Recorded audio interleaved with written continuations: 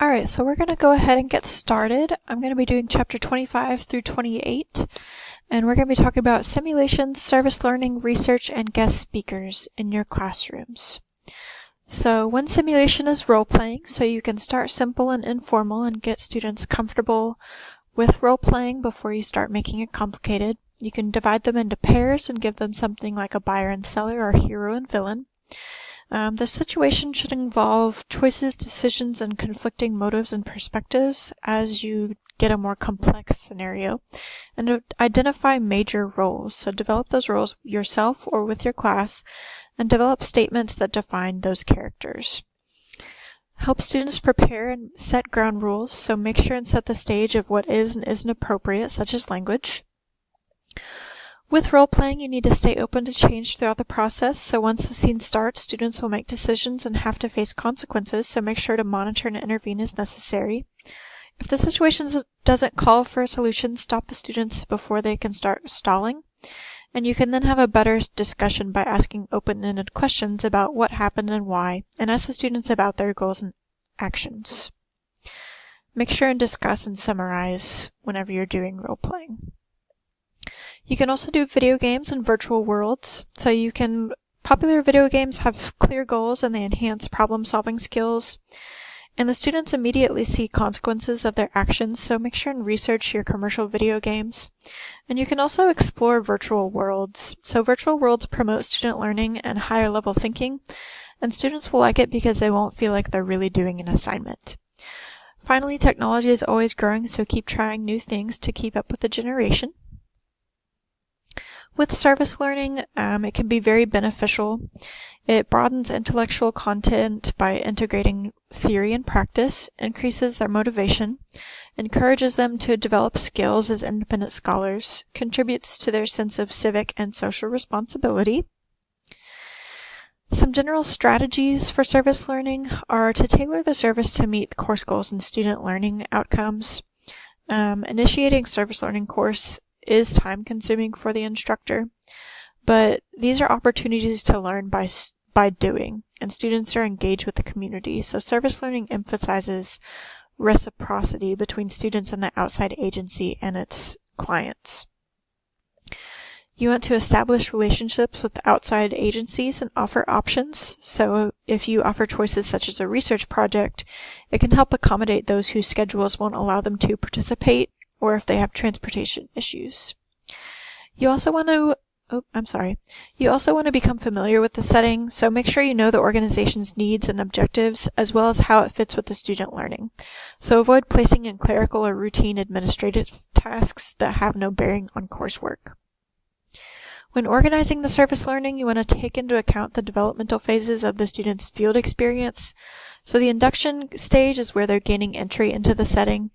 Acclimation is when they become more familiar and less dependent on others for direction and information.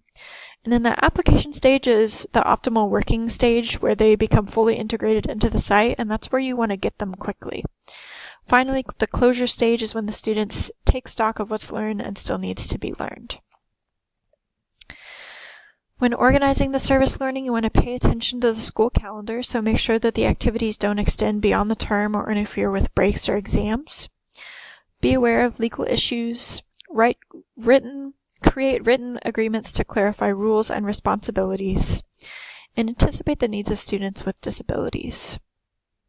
You want to clarify the students' roles, so you need to have clear expectations of what the students will be doing, and address what the students will learn or will be able to do after the service learning. You also need students to know how many hours are required, what assignments need to be completed, how to integrate classroom learning and with field service, and then how they will be evaluated. So assess the knowledge and skills students bring to the project and prepare them for the service learning. Help students identify the skills they'll bring to their placement to build their confidence, and identify weaknesses that they can work on throughout the project. As far as the faculty's role in service learning, you need to give adequate guidance. The amount of guidance depends on the level of students, the complexity of activities, and the timetable in which you have. You need to discuss academic integrity, such as not overstating or fabricating hours or experiences, leaving before scheduled hours, or signing in for another student. Give students incremental assignments so that everything's not all due at the same time, and then point them to relevant literature if necessary. You need to keep in touch with service supervisors, as these are your second teachers for your students. You also need to remind students that they're representing the college and that their projects and activities could be made public. And then schedule class time to share concerns, problems, accomplishments, and insights with the service learning. And then you also want to develop contingency plans because you don't want the problems to drag on. So if difficulties are encountered, you can offer alternatives. When evaluating the students in service learning, you need to explain that they don't receive credit just for spending time in the field. You need to emphasize self-reflection in evaluating the service learning, and then evaluate learning in more than one way. So you can evaluate journaling and participation, and you need to base that on how actively and deeply students reflect on their experiences. You could also have them write a tip sheet for students placed next term, and then you can have exam questions about the service learning to evaluate in more than one way. And then check in with supervisors after the service is completed to get feedback about the students, as well as how to improve the experience for the next term. Next, we're going to talk about undergraduate research. Involving undergraduates benefits the students and the faculties. So the students gain a better understanding of the discipline. They develop critical thinking, communication, and analytic skills.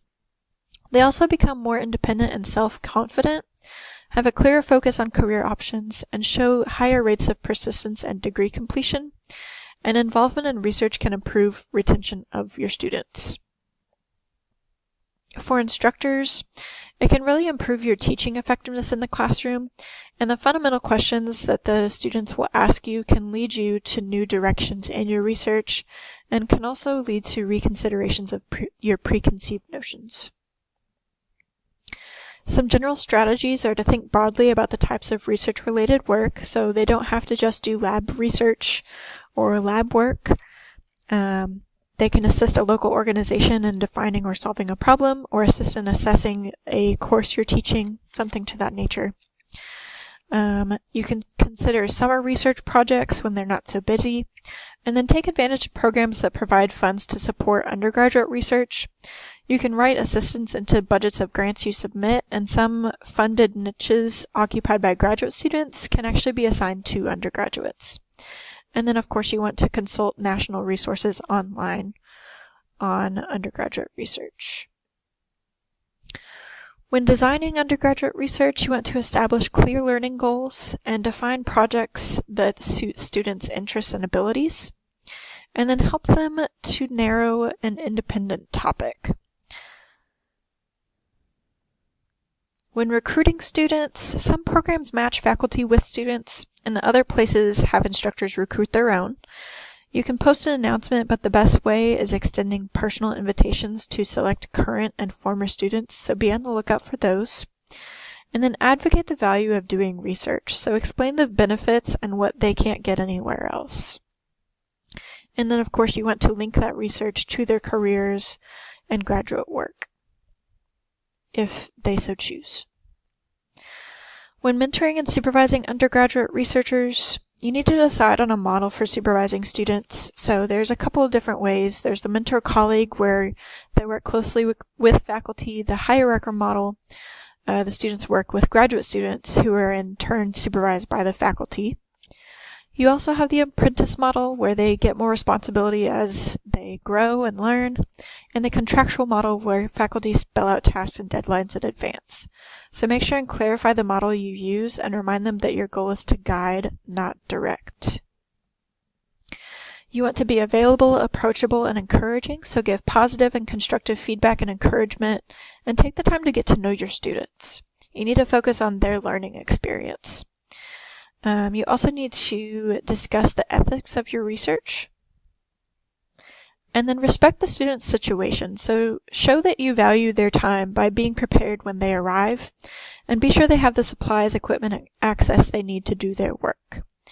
You also need to be patient with them, because it could take them a while to familiarize themselves with everything to do the research. And then let the students know their contributions are valued, and create an open atmosphere where everyone feels invited to speak. In communicating findings, encourage students to publish or present their work, whether that be at a conference with a display board or publishing online or print journals. If the students played key roles in carrying out experiments and interpreting data, they should be co-author. And then take them to the conferences so that they can see and experience the discipline itself. Alright, now we're going to focus on guest speakers. So you want to start contacting speakers as early as possible and choose a speaker who would challenge and provoke discussion with your students. You want to define the purpose and value, choose effective speakers, and decide on an appropriate format. So do you want them to do an interview, a presentation, have an open discussion, or is there some other format that you would like to use? You also want to make sure and start small and then slowly expand. So just do one guest speaker per term, and then if that goes well, you could possibly add another. When preparing guest speakers, you need to give a detailed invite, time, place, where to park, things of that nature. Ask about special needs or requests, such as if there's any equipment needed or any special seating arrangements. And then confirm their appearance a few days before. And you need to consider alternatives or things that you can do in case that speaker cannot make it. Preparing the students for guest speakers, you need to remind them the session, the class time before that the speaker will be there next time, and let them know what is expected of them and their behavior. When hosting the guest speakers, you need to introduce them, be prepared to moderate, publicly thank them afterwards, and then also send a thank you note. It's just good. It's just a good thing to do. And provide guests. You can have them come to the classroom. You can do it via webcast with live, archived, or on-demand videos. And then as far as if you're asked to be a guest speaker, you should ask why you're being invited, highlight how your material relates to the coursework, and then if your schedule permits, let the students contact you for more information or to ask questions afterwards. Alright, now we'll get into our discussion. So can you think of a significant time when these techniques were used in classes you've taken, and explain their significance to you? And what techniques do you anticipate using in the future? So I know one thing for me is we had a lot of different things like this. We did service learning for NSA, and that really taught me a lot at the Senior Center. So if you guys want to expand more on that, I will be happy to read it. Thank you.